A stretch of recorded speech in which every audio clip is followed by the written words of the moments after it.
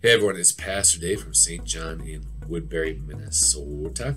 Thanks for checking out today's 5 Minutes of Hope for Monday, April 20th. I pray that your week is off to a good start. I also pray that you had a good weekend, although again, with all the lockdown orders and just not really doing too much, it does seem like most days run together. So your weekend might not have looked that much different from your weekday. But even if it didn't, I pray that it was a good one. I know for us, we are in the process of getting our house ready to put on the market.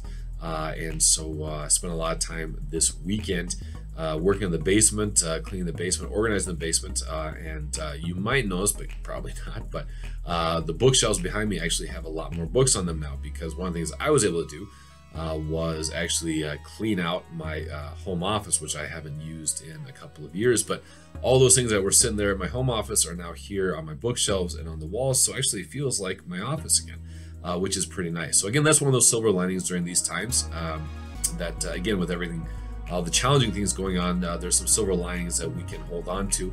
And like I said, for us, if we didn't have all this bonus time with everything being canceled and not being able to do a whole lot, I don't know how we'd have the time or the energy to get our house ready to be put on the market. But again, that's what we've been able to do with our free time on the nights and the weekends. So again, now I have a complete office at my office, which isn't too bad. So anyway, today we're continuing our look at the book of Lamentations with our daily devotion. We're going to do this for a few more days.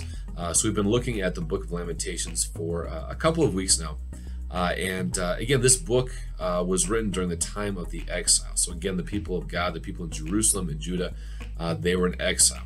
They had sinned against God. God was punishing them, delivering them over to the Babylonians. In the midst of their exile, being taken away from their homeland, they lamented, they mourned, they grieved the suffering they were going through. And again, we're going through this book because there's a lot of overlap, just a lot of good stuff, good nuggets in there that we can apply to our lives right now. In these very dark times where we can lament the hardships that we're engaging with, the hardships that we're suffering, and in the midst of all that, cling to God. And so we're going to spend a few more days looking at Lamentations. Today, we're going to look at Lamentations 4 one more time. And once again, I'll put a link to Lamentations 4 with the video so you can read through it on your own if you'd like. And I want to read to you one verse that I kind of chuckled at when I read it. This is Lamentations 4, verse 15. It says, "Away, unclean," people cried at them. "Away, away, do not touch." So they became fugitives and wanderers.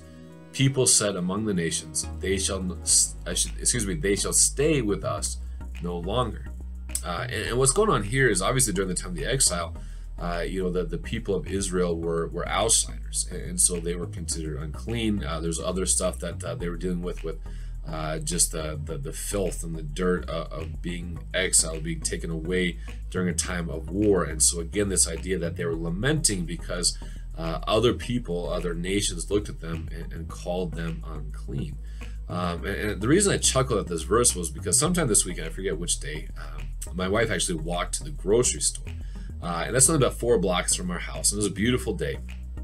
And so as she's walking down the sidewalk, she saw another couple walking towards her on the sidewalk. And actually, she said that about a block or so before they would have actually gotten, next to each other, this couple walked to the other side of the street to continue walking down the road so that they would actually have to be next to each other. And in these times where you hear these words of quarantine, of social distancing, it is interesting to see how we actually look at each other right now. So in fact, when you heard that verse, that people call out unclean, unclean, there's probably a part of you now that the idea of actually being close to another person, of being within 6 feet of them, makes you uncomfortable, because we've been told again and again and again not to get too close to people for our own protection.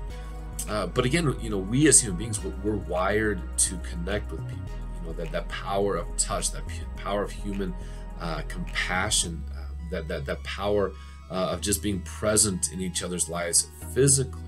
And that's one thing that I am interested to see in just when things start to go back to some sense of normal, will we be more comfortable actually being physically around people? And I hope that we will. Obviously, we want to be safe right now. But this does remind us of our yearning that we're wired to have companionship. And that's a hard thing right now, where a lot of our companionship takes place now over the phone, over the computer. But again, we can have hope because we know at some point that will change. It might take a while, but at some point we can get together with our loved ones again, to be together in person, to be closer to each other than 6 feet, to give high fives, to give hugs, to give handshakes. It might take a while, but we'll get there. So I pray that you would look forward to that day where just that mere fact of human contact will be something you can value and you can have once again.